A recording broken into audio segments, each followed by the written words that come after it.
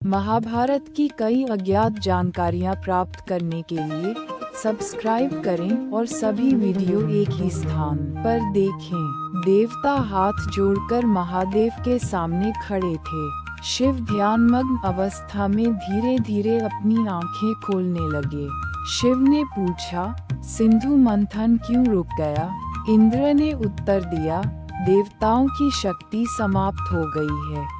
ऋषिकेश भी बाध्य होकर मंथन से विरत हो गए हैं। इंद्र शिव के सामने खड़े हैं। उनके चारों ओर अन्य देवता धीरे धीरे अपने दुख को व्यक्त कर रहे हैं। इंद्र ने उत्तर दिया, देवताओं की शक्ति समाप्त हो गई है।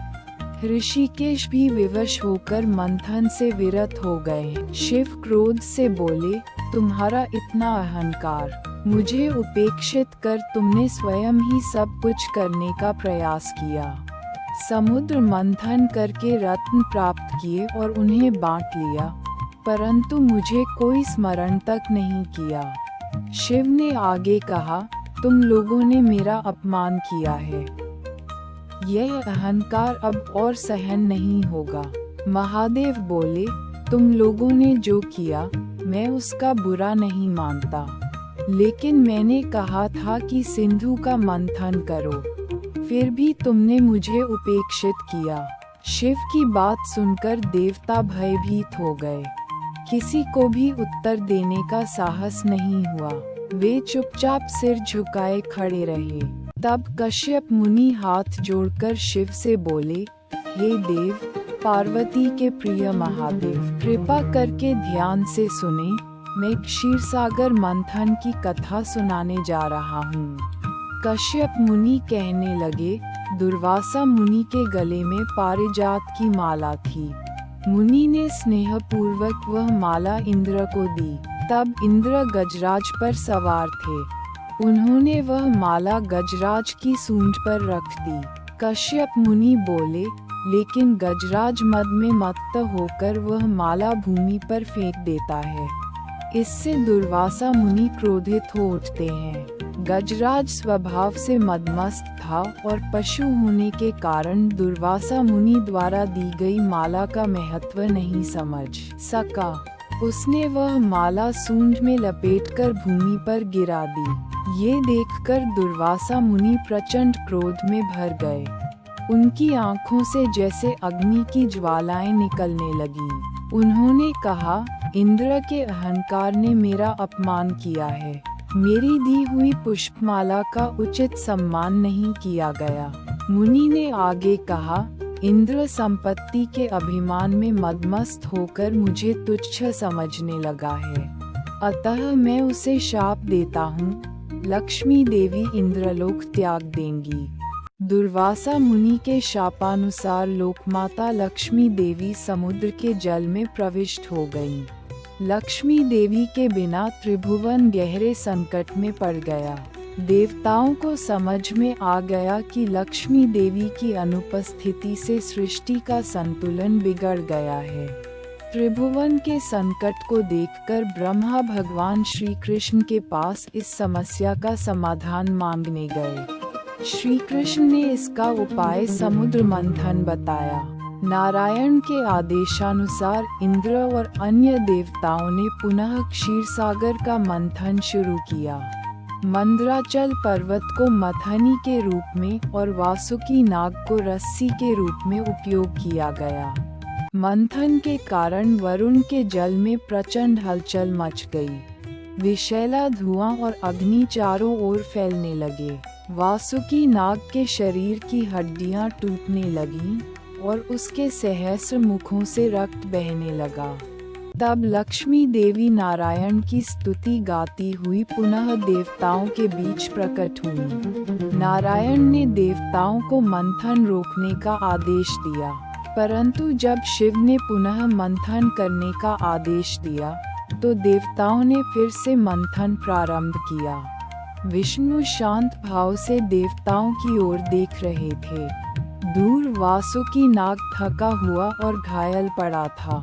उसके मुख से विष और रक्त प्रवाहित हो रहा था। तब वरुण बोले, हमारी सहन शक्ति समाप्त हो गई है।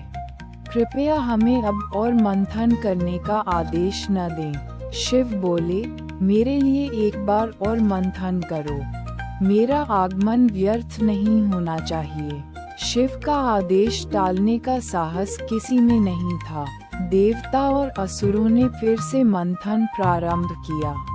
अब सभी के शरीर श्रम से थक चुके थे। सभी ऐसे सांस ले रहे थे मानो वह सांस नहीं बल्कि अग्निशिखा हो। मंदराचल पर्वत अत्यधिक घर्षण के कारण इतना गर्म हो गया कि वह एक विशाल अग्निकुंड सा प्रतीत होने लगा। वासुकी नाग का शरीर घर्षण से बुरी तरह घायल हो गया। उसके शरीर से रक्त और विष समुद्र में प्रवाहित होने लगे। अत्यधिक घर्षण के कारण वासुकी अब इसे सहन नहीं कर सका। समुद्र मंथन की अग्नि, वासुकी का विष, देवताओं की श्वास की अग्नि और मंदराचल पर्वत की तपिश मिलकर एक भीषण ज्वाला का रूप ले चुकी थी। यह अग्नि अचानक समुद्र से बाहर निकल आई। यह इतनी भयानक थी कि ऐसा प्रतीत हो रहा था जैसे सूरज की तपिश अचानक 1000 गुना बढ़ गई हो। यह अग्नि जंगल की आग की तरह चारों ओर फैल गई। ऐसा लगने लगा मानो ये समस्त वनों को भस्म कर देगी। ये दृश्य देखकर देवता भय से कांपने लगे।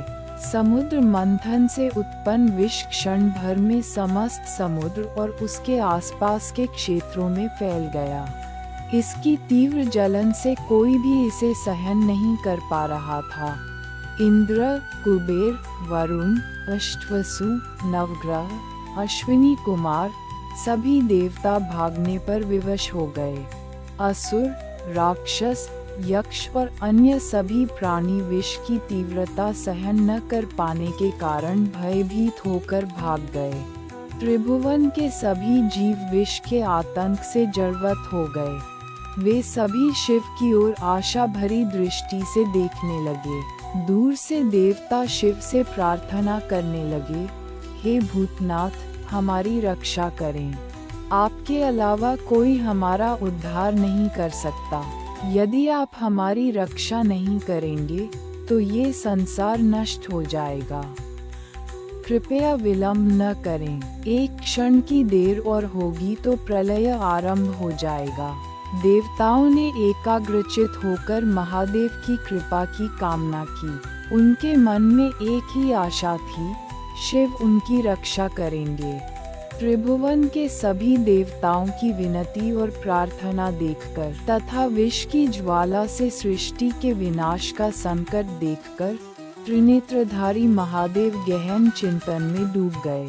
शिव ने मन में विचार किया, पूर्व में मैंने ये संकल्प लिया था कि सिंधु मंथन के फलस्वरूप जो कुछ भी उत्पन्न होगा उसकी संपूर्ण जिम्मेदारी मेरी होगी।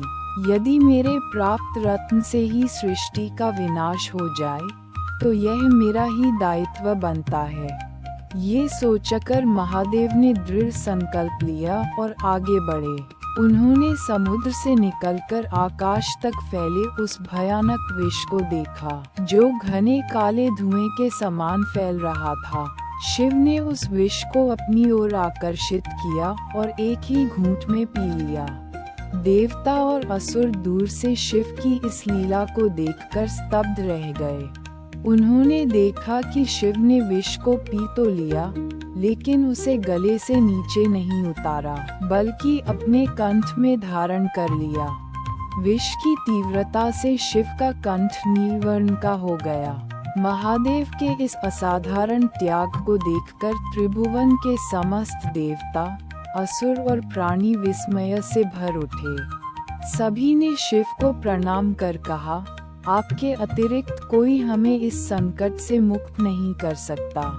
आप ही हमारे रक्षक हैं। त्रिभुवन के सभी प्राणियों ने शिव की प्रार्थना करते हुए कहा, आप अनंत ब्रह्मांड के स्वामी वरुण, नक्षत्रों के स्वामी वसु, रुद्र, स्वर्ग, मृत्युलोक, पाताल, पर्वत और समुद्र के अधिपति हैं। आप योग, ज्ञान, वेद, शास्त्र, यज्ञ और जप के प्रतीक हैं। उन्होंने आगे कहा, आपने समय से पूर्व इस महाप्रलय का आरंभ किया है। हम कुछ नहीं जानते, कृपया हमें इस संकट से मुक्ति का मार्ग दिखाए, हे मृत्युंजय। ये सुनकर महादेव ने सभी को आश्वस्त किया और आदेश दिया, मंदराचल पर्वत को पुनः अपने स्थान पर स्थापित करो और मंथन को रोक दो। अब इसकी कोई आवश्यकता नहीं है। देवताओं ने पहले ही अत्यधिक कष्ट सहा है। शिव के इस आदेश को सुनकर देवता अत्यंत प्रसन्न हुए। वे सब मिलकर मंदराचल पर्वत को उठाने लगे, लेकिन 33 करोड़ देवता और असुर मिलकर भी उसे हिला नहीं सके। अंततः महान विषधर वासुकी नाग ने अपने शरीर पर पर्वत को उठाया और उसे उसके स्थान पर स्थापित कर दिया। इसके बाद सभी शांति पूर्वक अपने अपने स्थानों पर लौट गए। सुटी इस कथा का वर्णन करते हुए प्रार्थना करते हैं, जो भी नीलकंठ महादेव के चरणों का स्मरण करता है, उसके सभी दुख दूर हो जाते हैं। महाभारत की इस अमृतमयी कथा को सुनने से जीवन के समस्त कष्ट समाप्त हो जाते हैं।